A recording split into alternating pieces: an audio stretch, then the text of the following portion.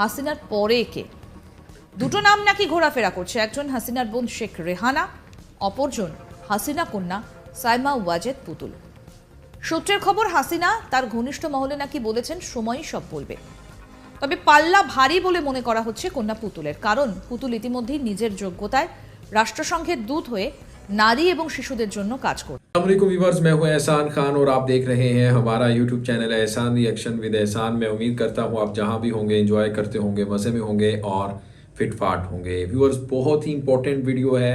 Indian media ये बात कर रहा है कि अवामी लीग जो बांग्लादेश की इस वक्त जिस पार्टी ने इलेक्शन जीता है और उसकी हुकूमत है, यानी वज़ीर आज़म शेख हसीना, अब वो कह रहे हैं कि ये इसकी जो सदारत है आने वाले दिनों में कौन संभालेगा, क्योंकि 2028 में शेख हसीना की जो एज है वो 80 साल की हो जाएंगी, बुढ़ापा आ जाएगा, उसको अब आगे कौन लेके जाएगा, ये एक बहुत बड़ा सवाल है।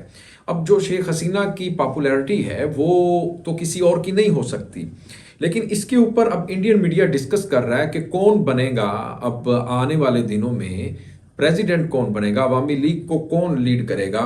वो कह रहे हैं कि एक तो बेटी है इनकी शेख हसीना की, और साइमा वाजिद बतूल है जिसका नाम, और एक इनका बेटा है जिसका नाम है जनाब सजीव वाजिद जॉय। वो अमेरिका में होते हैं, बिजनेसमैन है, बहुत बड़ा बिजनेस है उनका, सॉफ्टवेयर इंजीनियर भी हैं, तो वो इतना इंटरेस्ट नहीं लेते पॉलिटिक्स में। खैर, वो तो इलेक्शन में पार्टिसिपेट या सियासत में नहीं करेंगे और ना ही वो आके लीड करेंगे अपनी वालिदा की जगह, यानी वो अवामी लीग के प्रेसिडेंट का ओहदा अपने पास नहीं रखेंगे, ये तो कंफर्म है। लेकिन दूसरी तरफ अगर देखें कि जो साइमा वाजिद बतूल हैं, वो पॉलिटिक्स में, वो इंटरनेशनल अफेयर्स में, वो बांग्लादेश के प्रेसिडेंट G20 समिट में जाते हैं या कहीं और जाते हैं तो वो उनके साथ चली जाती हैं।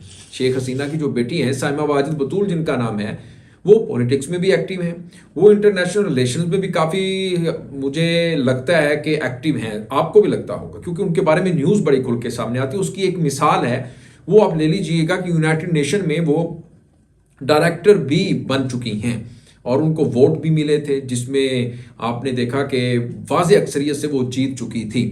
अब जो साइमा वाजिद बतूल हैं, शेख हसीना की बेटी, एक तो डायरेक्टर भी रह चुकी हैं यूनाइटेड नेशन में, और दूसरा ये साउथ एशिया की चीफ भी रह चुकी है यूनाइटेड नेशन में। ये भी उनके पास एक बहुत बड़ा एजाज़ है।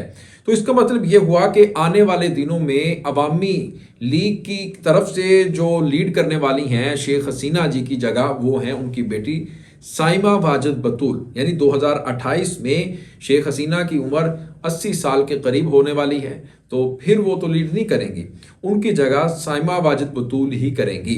उनका कितना इन्फ्लुएंस होगा सियासत में, किस तरह से वो अपने वर्कर्स को, अपने लोगों को, वोटर सपोर्टर्स को किस तरह एंगेज कर पाएंगी या नहीं कर पाएंगी, ये भी एक बहुत सवालिया निशान है। इसके ऊपर भी हम बात करेंगे, और क्या इसी तरह इनकी जीत का जो तसलसल है वो बरकरार रहेगा या फिर नहीं रहेगा, इसके बारे में भी कुछ खबरें निकल कर सामने आ रही है। और नेक्स्ट वीडियो में भी मैंने आपको बताना है कि पीटर हास के बारे में भी एक बड़ी खबर निकल के सामने आ रही है कि ओथ सेरेमनी में, ओथ जो सेरेमनी थी उसमें तो वो आ गए, लेकिन क्या वजह है, फिर उसके बाद एक बड़ा उसके ऊपर प्रोपोगंडा किया जा रहा है कि अमेरिका पहले तो कहता है इलेक्शन फ्री एंड फेयर नहीं, फिर वो सेरेमनी में पहुंच जाता है, फिर वो ओपनिंग सेरेमनी जब होती है इनकी इफ्तिताई तकरीब, उसमें MN MPs होते हैं, पाकिस्तान में तो MN MPs, इधर MLA कहते हैं बांग्लादेश में, वो वहाँ जाते हैं आउट सेरेमनी में। क्या वजह थी, उसमें जाकर उन्होंने इतना बड़ा बयान क्यों दिया, और क्या उन्होंने इलेक्शन एक्सेप्ट कर लिया? आइए नाज़रीन, पहले ये वीडियो देखते हैं कि अब जनाब जो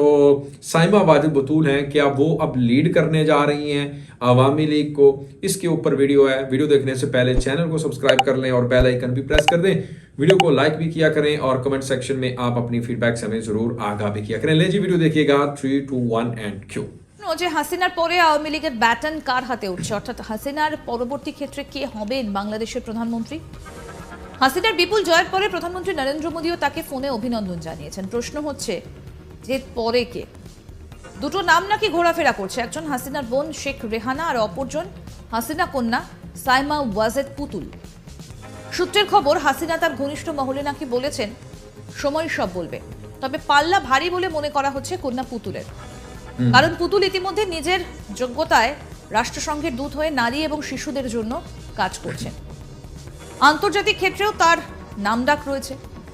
জোহানেসবার্গে ব্রিক্স সম্মেলনে হাসিনার সঙ্গী ছিলেন তিনি। এছাড়া আসিয়ান সম্মেলনেও বাংলাদেশের রাষ্ট্রপতি মোহাম্মদ শাহাবুদ্দিন চুপ্পুর সঙ্গে ইন্দোনেশিয়া সফরেও গিয়েছিলেন হাসিনা কন্যা। গত বছর G20 সামিটে প্রধানমন্ত্রী নরেন্দ্র মোদীর সঙ্গে দ্বিপাক্ষিক বৈঠকের সময় উপস্থিত ছিলেন পুতুল।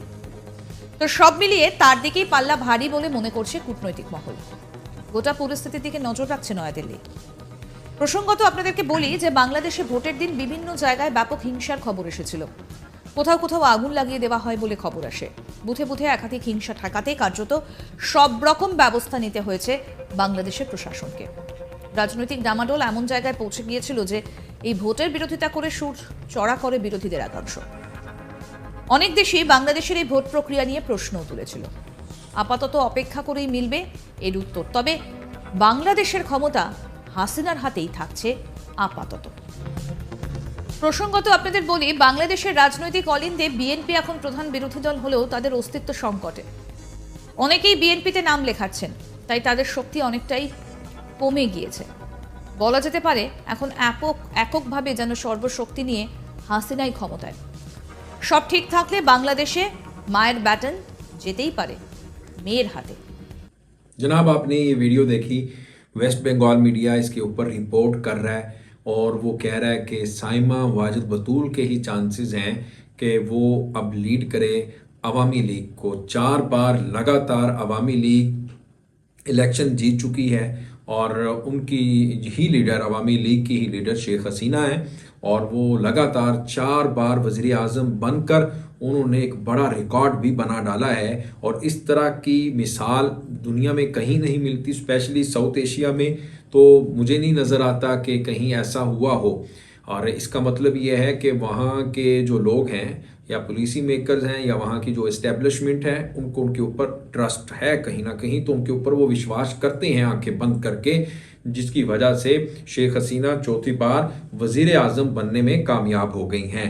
लेकिन अब आने वाले दिनों में भी अब देखा यही जा रहा है कि उसी तरह कौन लीड कर सकता है, किसमें इतना टैलेंट किसमें है, सलाहियतें किसमें नज़र आती हैं, या फिर उनके जो बेटे हैं सजीव वाजिद जॉय या फिर साइमा बतूल। अब जो साइमा वाजिद हैं वो ही करेंगी, क्योंकि इससे पहले वो काफ़ी एक्टिव नज़र आती हैं दुनिया के बड़े बड़े प्लेटफॉर्म्स के ऊपर। उन्होंने बहुत बड़े बड़े वो कारनामे सर अंजाम दिए हैं। यानी आप देखें कि UN की वो उसमें साउथ एशिया की चीफ रह चुकी हैं, UN की वो डायरेक्टर रह चुकी हैं। अब ये बड़े बड़े ओहदों पर वो इससे पहले काम कर चुकी हैं। इसका मतलब ये हुआ कि शेख हसीना की बेटी ही आने वाले दिनों में लीड करने जा रही है अवामी लीग को। तो ये तो जनाब बड़ी खबर निकल के सामने आ रही है। इसके मैं समझता हूँ कि BNP के लिए, जमात इस्लामी के लिए, ओ जाती पार्टी के लिए भी अब टफ टाइम हो सकता है आने वाले दिनों में। लेकिन कहा यह भी जा रहा है कि जो BNP अगर वो इलेक्शन कंटेस्ट करती, बाइकॉट ना करती, तो फिर मुकाबला सख्त हो जाना था। लेकिन इसके बारे में आपने भी नाजरीन बताना है कि क्या वजह है कि इतना बड़ा जो इलेक्शन होता है उसमें क्यों बाइकॉट कर दिया गया BNP की तरफ से। क्या उनके ऊपर कोई सैंक्शंस थी, उनकी गिरफ्तारियां हो रही थी, आपने बताना है। तो मिलेंगे जी आपसे नेक्स्ट वीडियो में, तब तक के लिए अल्लाह हाफिज।